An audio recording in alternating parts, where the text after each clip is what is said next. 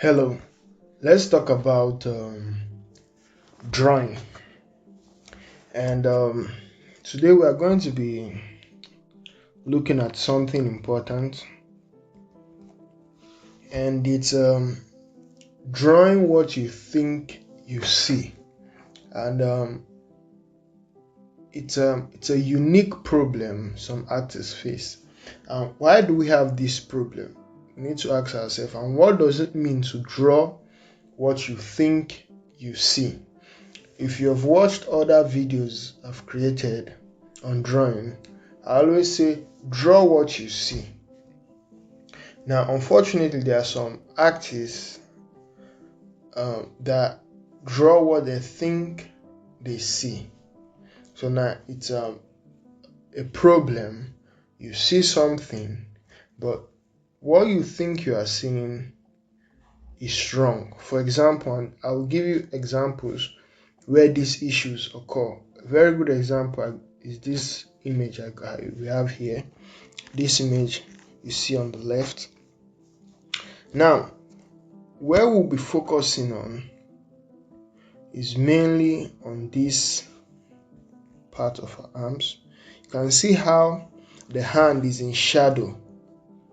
And now, most people will look at this because there's not much detail. If they are drawing or painting this part, it will become a big issue, for them, because now they draw what they think they see. And why will you see the wrong thing? It's because there is no structure underneath that knowledge, or no knowledge even at all. It's just drawing pigment color by color. There are some tools, let's call them tools, that some artists have.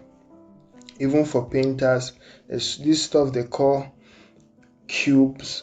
I've forgotten the actual name, where you see an artist make a cube like this and start painting individual boxes one by one. They will have the same thing over here with boxes, and then start painting this box over here, this one over here, and they'll do that till they fill up the drawing. Unfortunately, that drawing, you are painting what you think you see. You are slave to the reference. Now, if there is an issue with the reference you are using, it becomes a problem because there's no strong knowledge underneath that. We study anatomy, perspective, composition, so we don't just draw what we think we see. Looking at this arm now, let's do a quick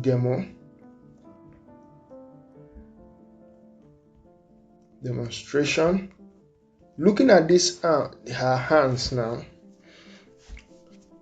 we see the form, push, see that bone there. We are going now to the palm.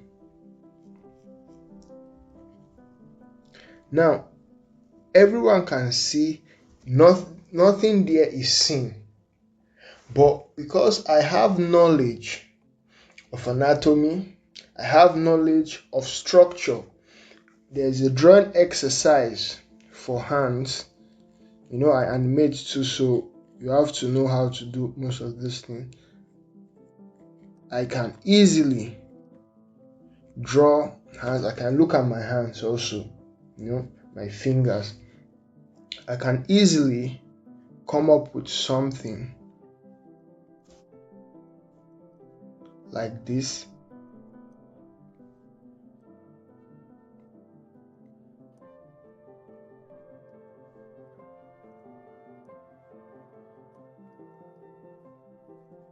And see, this without reference, I'm doing this without reference.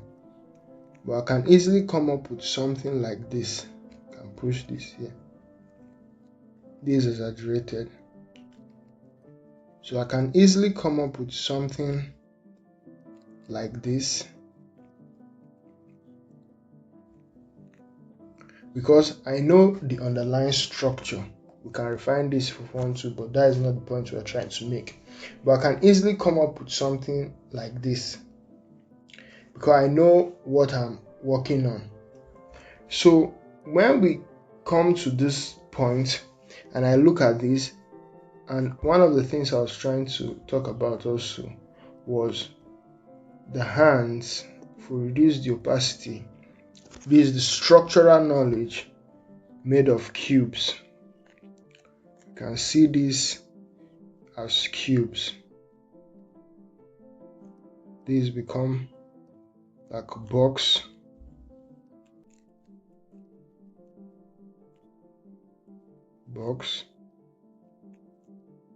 rectangle.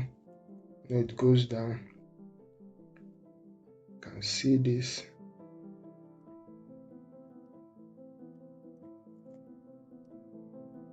And this is just knowledge that helps us artists. So I don't need to rely on reference too much. If something is not reading right in the reference, I can easily make correction. I'm not drawing what I think I see. I'm drawing what I know. So now, when there's a gap in your knowledge of anatomy, of the things you draw, not just human figures, good drawing, animal drawing, buildings, you don't know structures, you don't know those curves and stuff in the building. You might be drawing something and you think you are copying the image rightly, but after a while you realize you have done something completely wrong. So now this same approach can be used for this reference. So with that, I know the form pushes down, and I can still use the cube we talked about to draw her fingers out. I know this point, the side of the box is straight down, so I'm not expecting her fingers. Since the finger is not popping out, I'm not expecting the finger. I expect the finger to be pushed out. So I hope you understand now. And then her hands. So because I know these things, I can easily make these changes. I'm not just drawing what I see. I'm drawing what I see. Yes, I always say that, draw what you see. But the knowledge I have underneath me, stuff I've learned before, how to draw hands and stuff and other stuff, come out in this kind of process. So take note of that, very important. So now I know it's foreshortened, yes, but I know her fingers are out there. I know how many fingers. 3 will be out there like this. The fourth one, this is the fourth one we are seeing here. So we know 1, 2, 3 are there, and they are foreshortened. And then we have her thumb in this point, coming in this point, and then shadow.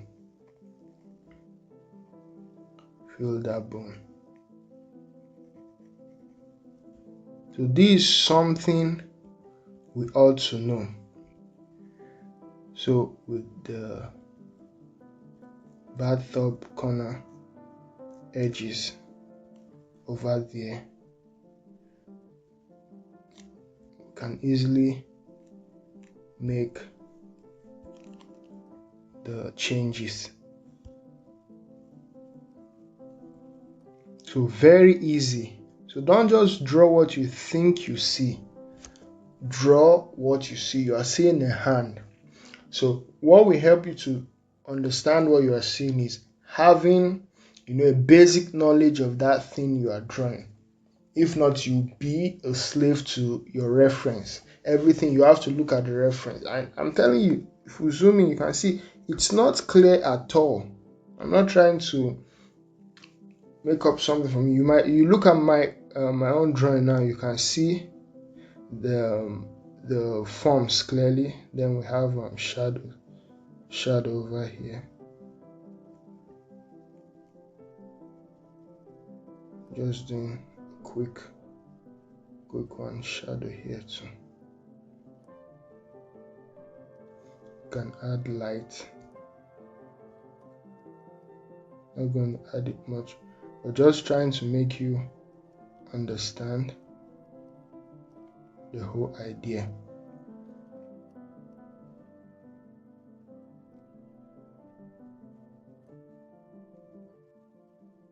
So this is what I'm talking about when I'm with the examples I'm giving. So you can look at the reference now, you can see how empty it is. If someone that draws the example I made earlier about using those cubes, the individual will become a slave to this reference, and because it lacks information, he have to become, the drawing become messy, start following everything, tito, trying to get the exact paint color or pigment in the exact individual points, because it's not using information, it's not knowledge-based painting, it's just painting what you see in face value, no knowledge behind it. If you're asked, oh, what is that thing you paint, maybe she might even not know what she's painting, or he might even not know what he's painting. The individual just say, that is what I saw and I painted it. So, but if there is knowledge behind it, you can easily explain, oh, I did not see the fingers there, but I know the fingers are there. So it's very important to understand this and know the difference when you are making your painting. I hope this was helpful. I hope you've learned something. So always keep this in the back of your mind when you paint. Don't just paint what you think you see. Go, if you can, quickly go search up other reference, go search up other information. There are a lot of information out there on anatomy, on structure, on stuff like that. I hope you learned something from this one. If you have any question, be it on this topic or other topic, you can leave it in the comment box. I'll give you a feedback. I'll create a video on the new topic you talked about, or anything you want to see me make a video on. If you love what you see, hit the subscribe button. Thank you guys for watching, and I'll see you in the next one. Thank you.